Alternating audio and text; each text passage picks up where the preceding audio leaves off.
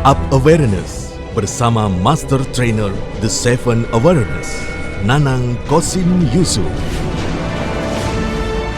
98.5 FM, Up Radio The Mini Station. Assalamualaikum warahmatullahi wabarakatuh.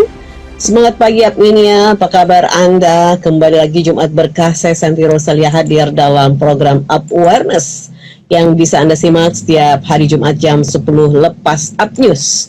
Tentu saja program ini bisa Anda ikuti melalui live Instagram juga di Up Radio SMG, and then juga live streaming di upradio.id, dan Anda bisa mendengarkan lewat Up Radio di 98.5 FM. Anda bisa bergabung melalui nomor WhatsApp kami di 0878333400 atau chat langsung di IG Up Radio SMG. Langsung saja kita akan menjumpai guru kita yang saat ini sudah ada di Instagram @nakoy. Ada Bapak Nanang Kosim Yusuf. Selamat pagi dan Assalamualaikum warahmatullahi wabarakatuh, Pak Nakoy. Pagi, waalaikumsalam warahmatullahi wabarakatuh. Apa kabar, Pak? Great. Alhamdulillah, great. Oke. Alhamdulillah hari ini bisa kita live lagi ya, Pak ya. Kesibukan padahal sudah mulai banyak ya, Pak Nakoy ya. Dan hari ini kita akan mengangkat satu tema yang pas banget dilakukan di awal tahun, agar kita bisa memiliki new habit yang akan bagus untuk perjalanan selama 2022. Adalah rubahlah kebiasaan. Tentu saja kebiasaan yang tidak baik ya Pak ya. Salah satunya ketika orang tidak bisa menuju ke posisi great karena dia sudah merasa good. Kalau Pak Nakoy selalu menyampaikan seperti itu. Nah Pak Nakoy, kenapa ya Pak kita harus mengangkat satu tema ini, rubahlah kebiasaan? Apakah ada something sehingga ini akan membuat orang juga menuju kepada posisi tertentu, sehingga penting kita bisa mengevaluasi diri dan merubah kebiasaan. Kebiasaan yang seperti apa? Ya, terima kasih Mbak Santi. Assalamualaikum warahmatullahi wabarakatuh. Waalaikumsalam warahmatullahi wabarakatuh. Di dalam teori manajemen perubahan disampaikan bahwa perubahan itu kan dimulai dari yang namanya karakter, dan karakter dari yang namanya adalah habit, kebiasaan, dan kebiasaan dimulai dari tindakan yang diulang-ulang. Tindakan diulang-ulang dimulai dari yang namanya persepsi. Nah ini semua bisa bisa-bisakan. Jadi kebiasaan itu sudah mendekati dengan sebuah nasib ya, karena nasib baik, nasib buruk itu dimulai dari kebiasaan. Maka dalam dunia kesehatan nanti disampaikan bahwa kalau kita ingin sehat, 70% itu adalah hati yang gembira atau unconditional happiness. Tapi kemudian setelah hati gembira adalah habit, kebiasaan, baru food, baru makan. Jadi kebiasaan itu memberikan kontribusi ya 20% terhadap kesehatan. Kebiasaan-kebiasaan kita, banyak orang melakukan kebiasaan yang sama, yang salah, yang buruk, dan diulang-ulang, Mbak Santi. Saya juga dulu punya kebiasaan yang biasa, dan saya merasa udah cukup. Dan ketika saya mau rubah, ternyata problemnya adalah rasa nyaman, Mbak Santi. Rasa nyaman yang berlebihan. Jadi setiap orang mau berubah, di dalam Seven Awareness ada 4 yang menghambat orang sulit berubah menjadi orang yang istilahnya di atas rata-rata, Mbak Santi. Baik. Ya. Baik, Pak Nakoy, kita simpan dulu. Ya, kita simpan dulu 4 hal itu ya Pak Nakoy, karena kita akan mendengarkan dulu satu ilustrasi dari Pak Nakoy tentang rubahlah kebiasaan dalam Up Awareness. Anda yang ingin bergabung silakan saja sampaikan pertanyaan Anda di chat Instagram atau juga melalui WhatsApp di 0878 333 400. Up Awareness bersama Master Trainer The Seven Awareness, Nanang Kosim Yusuf.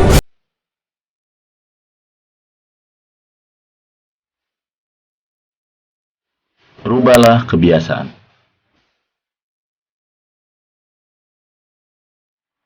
Salam kesadaran Indonesia. Sahabat-sahabat yang great, Upmania yang hatinya luar biasa, seringkali kita meremehkan sesuatu yang kita sebut kebiasaan. Padahal kebiasaan itu memiliki satu peluang, memiliki satu pola sukses. Hampir semua orang sukses, dia memiliki sebuah kebiasaan yang luar biasa. Kebiasaan-kebiasaan yang hebat seringkali membuat orang akhirnya menjadi manusia-manusia unggul. Kalau kita teliti, sahabat-sahabat yang great, hampir semua orang-orang sukses punya kebiasaan-kebiasaan yang luar biasa. Saya masih ingat satu pengalaman saya yang ingin saya sharingkan kepada teman-teman. Ketika satu hari saya pernah dulu ikut satu bisnis di mana sebelum menjadi seorang dosen, menjadi seperti hari ini, trainer dan dosen, dulu saya ada mentor saya mengatakan seperti ini. Mentor bisnis ya mengatakan seperti ini, bahwa kalau orang sukses itu bisa bangun masjid, bisa bangun rumah, bisa bangun apapun, termasuk bisa bangun siang katanya. Saya kemudian terprovokasi dan saya kemudian senang juga setelah habis subuh kemudian bangun siang. Sementara teman-teman saya sibuk mengejar bis dan sebagainya untuk bekerja karena akan masuk jam 8, sementara saya bisa bangun siang. Kebetulan mengajarnya jam 11 siang, sehingga saya habis subuh tidur lagi. Apa yang saya rasakan lama-kelamaan membuat saya nggak nyaman gitu. Membuat saya berpikir ulang untuk bener nggak sih yang saya lakukan ini. Kayaknya nih nggak bener nih yang saya lakukan. Selalu membuat alasan seperti ini. Akhirnya saya mengambil laptop dan setiap habis subuh yang biasanya saya tidur lagi, sahabat-sahabat yang great, akhirnya saya menulis buku. 1 jam saya tulis buku aja. Setiap hari 1 jam, tulis 1 jam dan setiap hari. Dan apa yang terjadi dalam waktu 3 bulan, buku pertama saya terbit berjudul Seven Awareness. Dan ketika sudah menjadi kebiasaan, ternyata melawan kebiasaan lama tidur dengan kebiasaan baru bangun dan nulis buku itu sesuatu yang mudah-mudah gampang. Jadi ya memang mudah selama kita punya kemauan bersungguh-sungguh. Apa yang saya ingin bagikan tadi adalah sebuah contoh bahwa kebiasaan seseorang ternyata akan membentuk nasib seseorang. Ada mungkin di antara Anda yang punya kebiasaan selalu pulang kantor pasti ambil remote dan misalkan nonton TV. Mungkin ada, dan itu sebuah kebiasaan, ya. Dan kadang-kadang bahkan sampai TV nonton kita kan. Kadang-kadang karena sudah bosen, mungkin kalau TV bisa ngomong dia akan protes, akan marah, akan kesel. Tapi sayang sekali sahabat-sahabat yang kulit, ada banyak orang yang di luar sana, mungkin termasuk Anda atau apapun yang mendengarkan ini, yang menghabiskan waktunya di depan TV berjam-jam. Padahal kalau dia mau mengubah kebiasaan-kebiasaan dia dengan new habit, dengan kebiasaan baru, maka akan tumbuhlah opportunity, peluang-peluang sukses yang nggak pernah kita bayangkan, sahabat-sahabat yang great. Jadi tema kali ini saya ingin mengajak Anda semua untuk melakukan satu cara sederhana untuk mengubah nasib kita, untuk mengubah hidup kita dengan mengubah kebiasaan. Pada saat Anda berhasil mengubah kebiasaan, maka pelan-pelan nasib itu akan berubah. Kebiasaan-kebiasaan itu kita mulai susun. Mana kebiasaan-kebiasaan lama, kebiasaan-kebiasaan biasa yang kita bisa rombak, yang kita bisa rubah menjadi kebiasaan yang luar biasa. Kebiasaan misalkan terlambat dirubah dengan kebiasaan datang lebih awal. Itu sebuah kebiasaan. Kebiasaan biasa ditraktir, Anda rubah kebiasaan mentraktir. Itu sebuah kebiasaan. Kebiasaan misalkan selalu marah-marah, Anda rubah dengan kebiasaan ya maafin. Kebiasaan biasanya selalu misalkan ya nyebelin orang lain, dirubah dengan kebiasaan menyenangkan. Ternyata kebiasaan mengandung energi yang begitu luar biasa untuk sukses. Jadi saya pun mengubah kebiasaan-kebiasaan saya, dan semoga Anda pun mengubah kebiasaan-kebiasaan biasa dan menjadi sebuah kebiasaan-kebiasaan baru. Saya Nana Qasim Yusuf, menulis buku Seven Awareness dan Master Trainer Seven Awareness. Salam bersama Indonesia, be transhuman.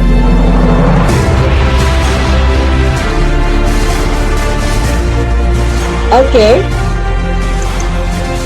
Baik, itu tadi satu ilustrasi dari Pak Nakoy ya. Merubah kebiasaan. Wah, ini kayaknya Instagram Santi kena zoom ini Pak, jadi terlalu besar wajah saya. Oke, baik. Ada yang bisa membantu saya, Mbak Novita? Silahkan. Tolong panggilkan Mbak Novita ya. Baik, Pak Nakoy. Menarik ya Pak, ketika orang sukses itu adalah bisa bangun rumah, bangun masjid, bangun sekolah, bangun siang. Nah, kata yang terakhir itu yang membuat kita punya persepsi paling enak, paling nyaman begitu ya Pak ya. Jadi ya bangun siang lah yang dipilih daripada bangun masjid juga. Kan belum tahu uangnya berapa. Oke, silakan Pak Nakoy. Ya, itu memang true story ya Mbak Santi. Mm-mm. Saya dulu tuh sering punya kebiasaan yang buruk, tapi saya anggap itu benar gitu Mbak Santi. Ya. Kebiasaannya tuh habis subuh tidur lagi. karena karena aktivitas jadi asisten dosen, ngajar jam 11 siang, kontrakan juga sebelah kampus di Ciputat. Iya. Sehingga ya menikmati itu dan rasanya tuh kayak freedom gitu ya. Teman saya lari naik bis ke Lebak Bulus dan sebagainya. Dan ternyata mengubah kebiasaan itu kita mesti dengan kebiasaan juga. Jadi kebiasaan lama dirubah dengan kebiasaan baru dan kita mesti ada istilahnya dalam Seven Wonders itu adalah massive action gitu. Massive Jadi action. Massive action itu artinya action yang terus diulang-ulang dengan berkali-kali, bahkan ibarat kayak kita mukul ya, kemarin ada nama salam dari Binjai gitu ya.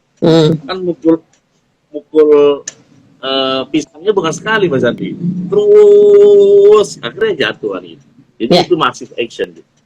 Nah, agar kita bisa switch ya, bisa melakukan transformasi dari kebiasaan lama dengan kebiasaan baru, maka salah satunya kita melakukan yang namanya massive action.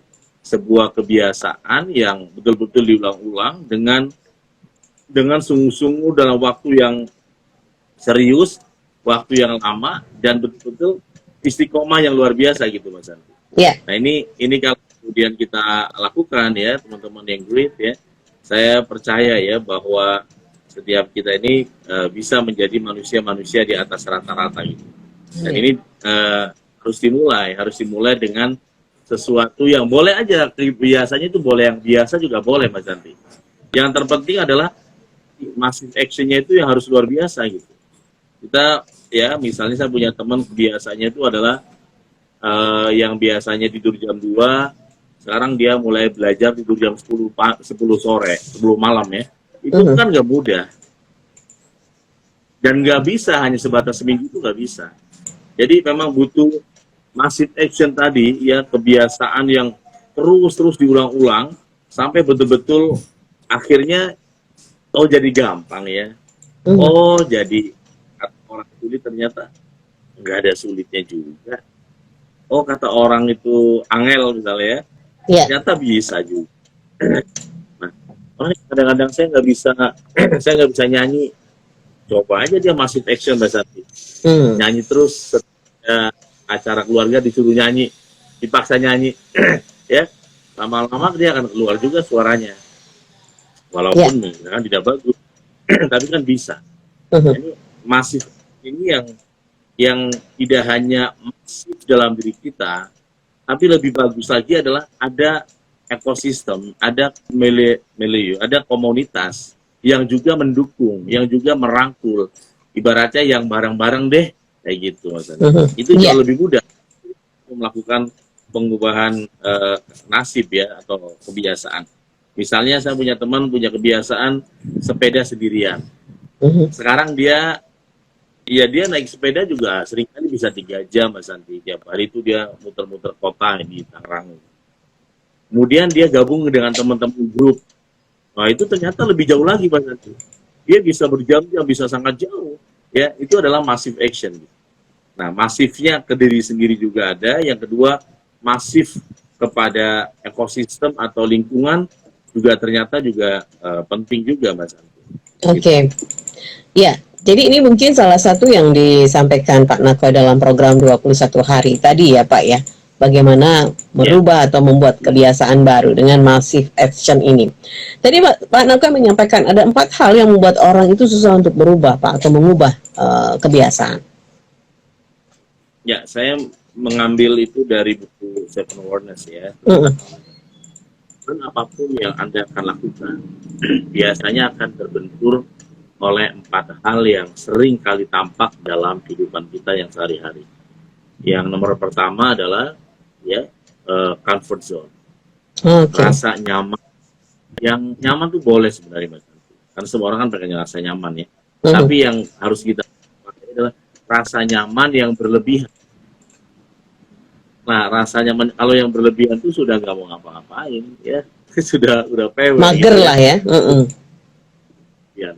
Nah, orang sukses memang dia berhasil mendobrak rasa nyaman. Lagi nyaman-nyamannya tidur, dia bangun sholat malam. Lagi nyaman-nyamannya makan, dia pilih puasa. Lagi nyaman-nyamannya dia lagi senang dengan harta, dia pilih sedekah. Lagi nyaman-nyamannya ya, misalnya dilayani, dia belajar menghormati. Orang itu kan mendobrak rasa nyaman. Ya, dan itu nggak mudah. Teori di 21 Days itu memang harus dilatih minimal 21 hari. Kenapa? Kalau sudah saraf otomatiknya sudah aktif, bahkan ini menjadi sesuatu yang mudah sekali. Tapi kalau belum aktif saraf otomatiknya, ya hal yang nomor satu aja pun seringkali belum berhasil, Mas. Nggak cukup sebatas rencana, sebatas impian, sebatas cita-cita ya. Saya pengen sehat, tapi kalau kita nggak pernah mendobrak rasa nyaman kita. Kalau Anda pengen sehat ya, kan gitu Mas. Ya. Kalau kau ingin bahagia, ya sedekah dan memaafkan. Nah, memaafkan ini kan nggak mudah karena rasa nyaman yang kita merasa benar dan kemudian dia yang salah, kemudian kita belajar memaafkan itu nggak mudah. Dan itu juga dilatih selama 21 hari juga. Nah, rasa nyaman yang berlebihan adalah faktor terbesar yang menghambat seseorang melakukan perubahan itu jalan di tempat. Ya, jadi kayak treadmill ya Pak ya? Ya, tidak hanya perorangan, perusahaan juga sama kan. Perusahaan yang ya tadinya misalnya selalu customer-nya mendekati dia, tiba-tiba pas pandemi ini nggak ada pilihan, dia mesti mendekati customer. Gimana tuh? Iya kan? Iya. Ya, saya ya klien sama dia puluhan tahun, dia memiliki monopoli di bisnis dia. Artinya orang perusahaan butuh dia. Dan tiba-tiba pandemi seperti ini semuanya berubah petanya kan. Dan mereka harus mendekati customer, fokus customer. Dan itu nggak mudah yang biasanya orang datang yang beli, sekarang dia mesti datang menawarkan tuh nggak mudah. Ya, nggak mudah. Dan contoh yang sederhana ya, tapi ternyata ketika dia coba terus-menerus, sekarang udah enjoy, sudah ya biasa lagi gitu, udah normal lagi. Ini yang sangat mendominasi dan yang sering kali muncul di setiap kita melakukan sebuah lompatan perubahan menjadi lebih baik. Karena ada konsekuensi atau resiko yang akan terjadi ya Pak jika kita mencoba untuk menepis comfort zone ini. Yang pertama tidak nyaman pasti. Yang kedua ada effort yang lebih karena menjadikan sesuatu yang tidak biasa di areal yang tentu saja tidak membuat kita nyaman, bekerja lebih keras atau apa itu, begitu ya Pak ya. Jadi butuh perjuangannya di situ. Yang kedua apa ini Pak Nakoy dari 4 hal yang sudah disampaikan oleh Pak Nakoy? Yang kedua adalah perasaan takut yang tidak jelas. Perasaan takut yang sebenarnya yang ada takutnya sebenarnya. Tapi perasaan takut ini bukan makin kecil, tapi makin menumpuk. Apakah itu tidak menjadi sebuah kekeliruan persepsi dari diri kita, Pak? Misalnya tadi ya, pertama saja Pak Noke sudah menyampaikan, orang sukses itu akan membangun apa saja, bisa membangun apa saja. Persepsi yang keliru kan bangun siang tadi. Nah, apakah sama Pak di yang kedua ini, rasa takut yang berlebihan itu hanya persepsi saja? Ya, takut yang berlebihan sebenarnya berhubungan dengan ya clearing the past gitu Mas Andi. Berhubungan dengan kita di masa lalu. Oke. Dan ya banyak teori psikologi di mana kita clearing the past, membersihkan masa lalu kita ya, yang mungkin ada trauma, ada perilaku yang nggak nyaman, ada perasaan kurang dihargai, ada perasaan ditinggalkan, ada merasa dizolimi, dan itu kemudian dikubur di dalam hati dan ternyata nggak mati. Dikubur itu nggak mati Mas Santi. Kita kubur dan hilang, ternyata malah tumbuh, malah kemudian seringkali ya tumbuh dan ingat kembali. Dan ini seringkali kalau kita biar ini akan menjadi semakin besar. Nah, di dalam transhuman, salah satu langkah atau metode untuk itu ya dengan cara yang namanya dengan cara yang kita sebut dengan ya afirmasi. Jadi afirmasi itu artinya kita belajar menata diri dengan kata-kata dan juga dengan keyakinan baru, belief system baru. Ya. Misalkan contoh saya seperti ini Mbak Santi. Saya punya teman itu dia bilang bahwa setiap saya punya usaha selalu gagal. Jadi setiap usaha baru selalu gagal gitu Mas Santi menurut dia. Minta ke dia coba tulislah di kertas sesuatu yang baru dan kalimatnya adalah setiap usaha baru saya selalu berhasil. Setiap usaha baru saya selalu berhasil. Dan dia lakukan itu Mas Santi. Ternyata nggak sampai 2 tahun, sekarang bisnisnya semakin jadi gitu. Propertinya, kulinernya, semakin jadi. Nah, dia punya perasaan takut gagal, apalagi dia konsultasi ke orang yang nggak tepat. Dia datang ke orang yang salah, orang yang salah memberitahu bahwa rupanya kamu itu adalah pusat jin, jadi banyak jin di situ, sehingga kamu nggak mungkin berhasil selama masih ada istilah di sana gitu. Dan dia percaya terhadap orang ucapan seperti itu, sehingga kemudian dia menganggap bahwa percuma saya punya usaha apapun, usaha saya itu ujungnya yang satu, buang-buang duit, buang-buang duit. Ini juga sering muncul ketakutan yang berlebihan, perasaan takut gagal, yang kalau takut biasa kan menjadi waspada. Tapi kalau takutnya dia berlebihan, dia menjadi sesuatu yang curiga, sesuatu yang bahkan kita menjadi hakim untuk diri kita sendiri, menghakimi orang lain atau diri kita. Memang saya nggak bisa, memang saya nggak mampu nih, memang saya takut nanti gagal. Bahkan akhirnya berdampak kepada personality dia. Dia menyukai seseorang juga nggak berani menyampaikan, takut apa? Ditolak. Dia punya bisnis bagus, butuh modal, mau sharing kepada teman, takut nggak setuju. Akhirnya serba banyak sekali ketakutan-ketakutan yang dibiarkan berdampak kepada peluang-peluang bisnis yang akhirnya nggak maksimal. Ya ada banyak pintar di Indonesia yang dia sulit sekali kolaborasi. Nah salah satunya adalah karena ketakutan yang berlebihan. Begitu. Terlalu banyak negatif thinking ya Pak ya, atau kalau anak zaman now itu bilang overthinking gitu ya Pak ya. Ini dari clearing the past itu dilakukan adalah afirmasi, selalu mencoba untuk mengirim pada otak bawah sadar kita hal-hal yang positif sehingga tadi bisa memberikan atau membentuk sebuah belief system yang lebih benar. Kemudian yang ketiga Pak Nakoy. Ya yang ketiga adalah ini juga jarang sih, tapi ada juga yang ada di bagian ini Mas Santi. Tapi jauh lebih sedikit. Saya juga sedikit. Tapi kalau saya lebih banyak yang pertama tadi, rasa nyaman. Ya, yang ketiga adalah fokus kepada kesuksesan di masa lalu.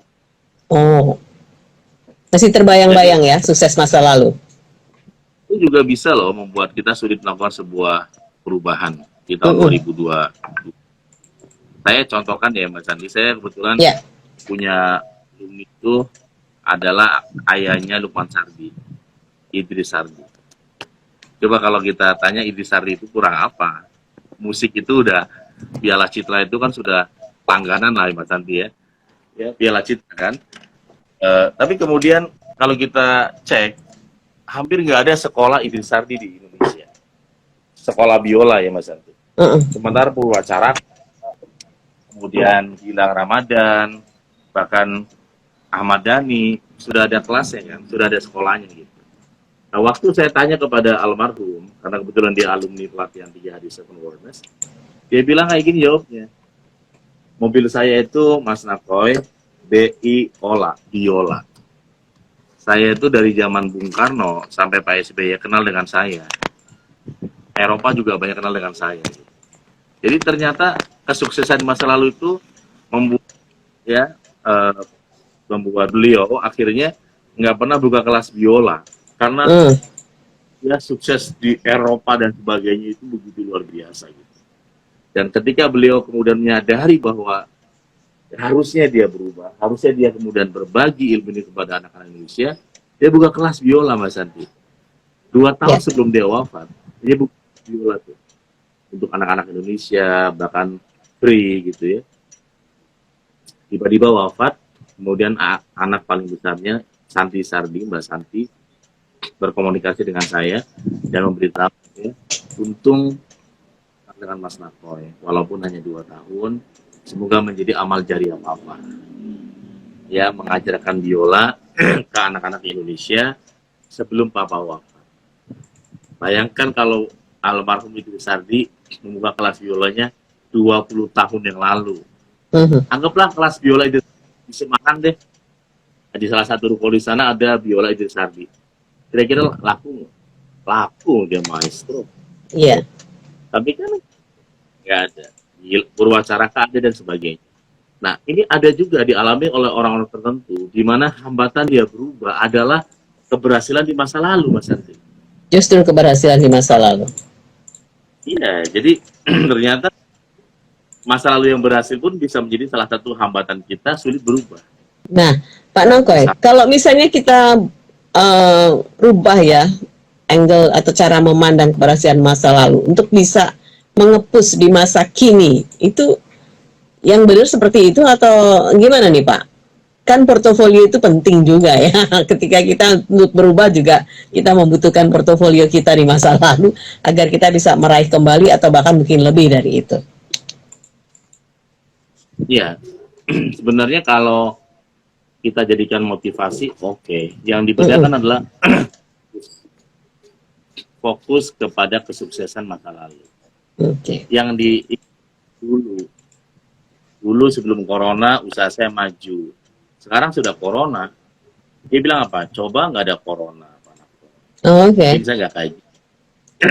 Bisnis hancur, klien hilang, rumah disita bank. Coba nggak ada corona. Waktu belum ada corona, saya itu bisnisnya tuh wow sekali. Kayak gitu. Jadi obrolannya itu selalu dulu dan dulu. Gitu.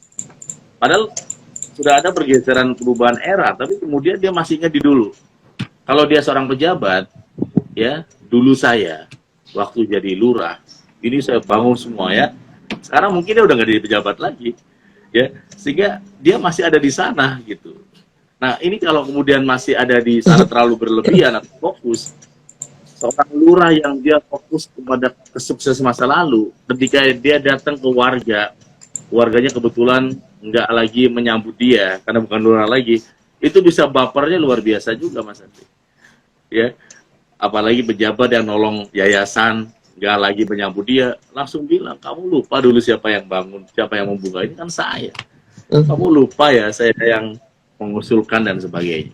Jadi terlalu fokus itu juga nggak bagus kesuksesan terhadap masa lalu. Ya, terlalu fokus. Yang kita jadikan sebagai portfolio motivasi kita ya itu sih masih dalam hal-hal yang wajar ya, tapi dalam self awareness sendiri yang motivasi seseorang itu terkadang malah bukan keberhasilan masa lalu tapi kegagalan dan juga kadang-kadang tekanan di masa lalu Mas Santi yang itu disebut sebagai one with awareness dan juga quantum life ya. Quantum life itu justru yang gitu. Kita lihat misalnya kayak di dunia olahraga misalnya ya, legenda bola basket misalnya Michael Jordan, itu kan dia menunjukkan siapa dia itu ketika dia diremehkan di kandang musuh, bahwa dia nggak mungkin, dia jelek dan sebagainya.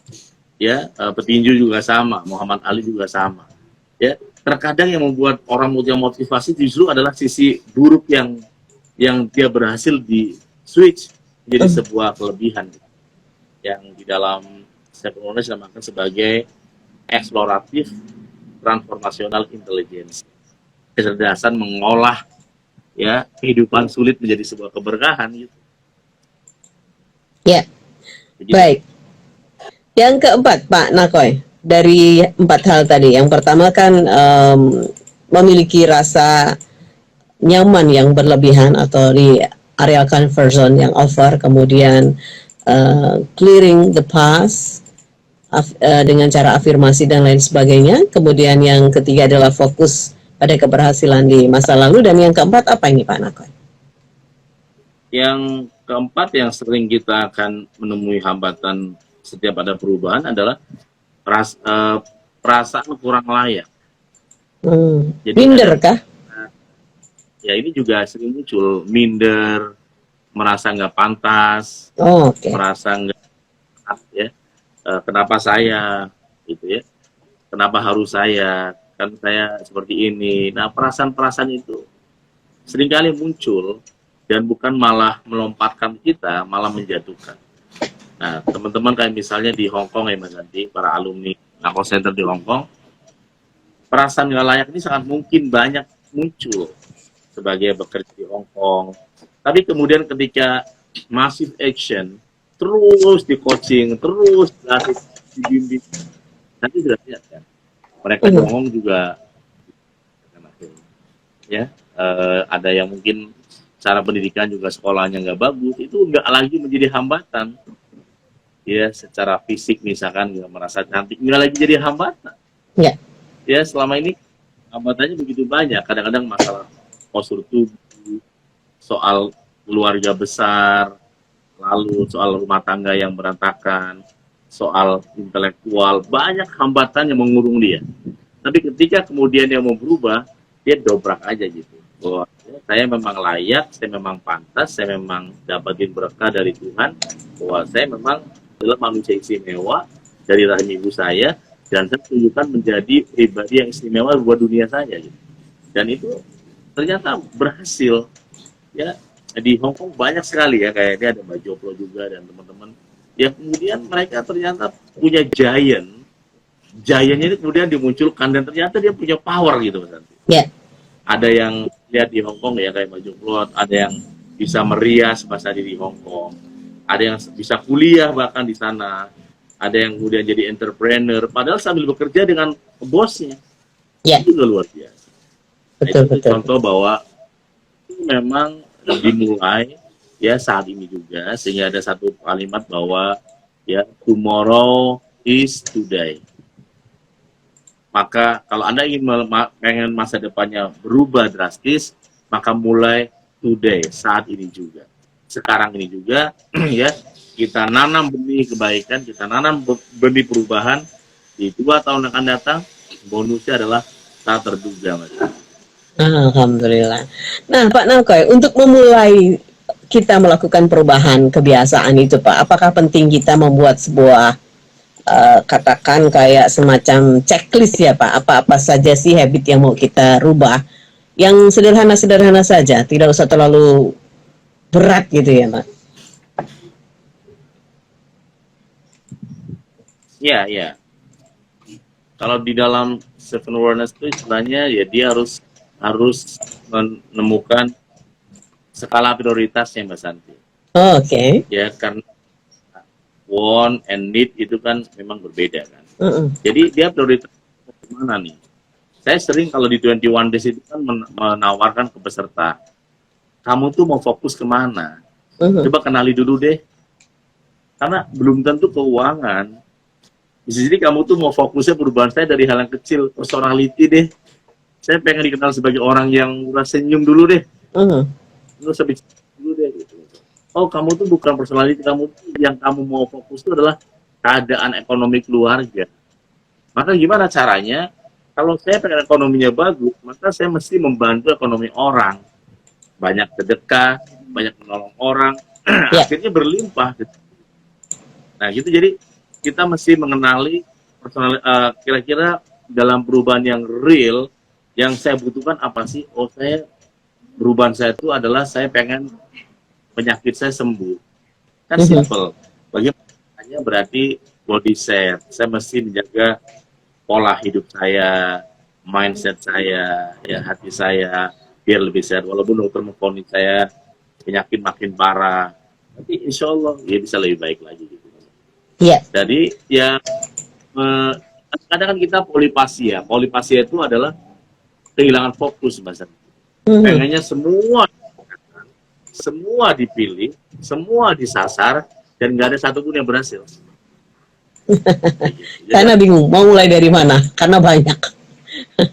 iya kayak dia nembak semua, tapi nggak ada yang kena. Tapi kita minta Anda menjadi sniper buat diri Anda gitu. Ya. Anda tembaklah dirimu sendiri. Pengen seperti apa sih tahun 2022 ini? Jadi penembak yang jitu. Saya pengen jadi pengusaha, pengen kayak teman saya. Udah berubah lagi, pengen jadi PNS. Kenapa? Karena kan teman saya pengen jadi punya usaha sendiri aja. Pokoknya nggak pernah jelas. Setahun itu sih gonta-ganti. Akhirnya kehilangan waktu. Udah fokusnya nggak ada, waktu nggak ada. Akhirnya makin gagal gitu, Mas. Iya. Nah ini yang kadang-kadang meniru orang atau berusaha menjadi orang lain, ini juga sangat melelahkan. Hal yang melelahkan yang akhirnya membuat seseorang itu malah tertinggal di kemudian hari. Tapi kalau fokus, kita konsisten, kita juga betul-betul ya siap dari yang kecil, perubahannya terukur juga. Oleh karena itu di 21 days itu kan ukurannya terukur. Oh, kalau saya belum berhasil ulang lagi, nggak masalah. Ya, karena perubahan ya dia seperti ngetuk palu, tok tok tok tok terus saja Mas Santi. Lama-lama ada waktu tok masuk waktunya. Tapi kan nggak langsung sekali Mbak Santi maku palu langsung tok, nggak ada langsung pakunya langsung masuk, kecuali temboknya mungkin pakai pohon pisang kali ya. Tapi kan nggak mungkin 1, 2 ulang lagi itu. Akhirnya itu bahwa tidak ada yang bisa mengalahkan ketekunan. Ya. Kalau Anda tekun, walaupun mungkin nilai sekolahnya biasa, mungkin secara ya performa juga biasa, tapi kalau Anda tekun, di kemudian hari Anda bisa jadi pemenang. Walaupun mungkin sekarang ada yang mengatakan nggak masalah, tapi ketekunan Anda, konsentrasi Anda, mindfulness Anda, fokus Anda dari hal yang simple, sederhana tapi massive action, Anda ulang lagi, masif lagi, action lagi, ulang lagi, ulang lagi, ulang lagi, tidak ada yang bisa mengalahkan di kemudian hari. Iya. Demikian Mas Santi. Baik, kita sapa dulu Mbak Zoblo yang ada di Hong Kong ya, yang sudah absen. Hadir Coach, semangat pagi Mbak Santi, cuaca dingin menemani. Ya, di sini juga cuacanya tidak begitu panas, tapi sejuk saja. Nah, Pak Nakoy, 4 hal tadi yang membuat orang itu akan susah ya untuk merubah kebiasaan. Nah, ini lebih banyak mungkin termotivasi dengan cara yang sudah disampaikan oleh Pak Nakoy, bisa berkumpul dengan orang-orang yang sekufu atau komunitas-komunitas yang akan bisa saling menyemangati. Pak Nakoy, ternyata waktunya memang sudah harus segera diakhiri. Apa yang mau disampaikan oleh Pak Nakoy seiring dengan tema yang memang pas banget kita lakukan di awal tahun 2022 ini. Rubahlah kebiasaan. Ya, makasih Mbak Santi. Thank you Mbak Joblo di Hong Kong dan teman-teman. Di dalam 21 Distributed Human ada satu password yang sederhana tapi sangat tepat ya. Adalah cobalah mengubah kebiasaan di menjadi me.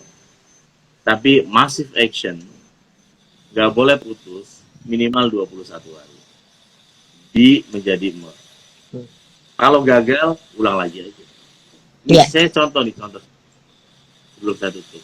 Saya nggak tahu apakah Anda mahasiswa, siswa, suami, istri, atau siapapun. Kalau Anda Muslim misalnya, cobalah Anda membangunkan ya sholat, apakah pasangan, apakah ibu, ayah, sebelum dibangunkan. Dan kamu jaga selama 21 hari, kalau Anda adalah seorang mahasiswa yang biasanya subuh sudah dibangunkan, sekarang malah Anda membangunkan orang tua, Anda jaga 21 hari, itu pintu-pintu langit terbuka begitu lebar, Mas Santi, begitu lebar. Wah. Simple, tapi butuh massive action. Iya. Rubahlah dari me menjadi di. Dari di ya Pak. Nah, dari di menjadi me. Jadi kita yang proaktif lebih dulu atau berkontribusi ya, melakukan dulu. Biasanya diladenin, meladenin dan lain sebagainya.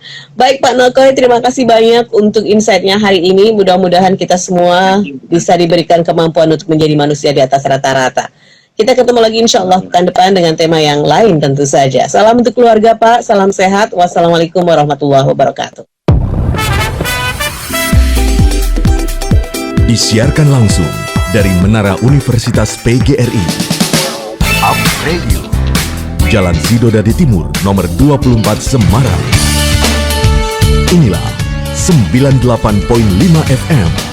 Up Radio, The Mini Station.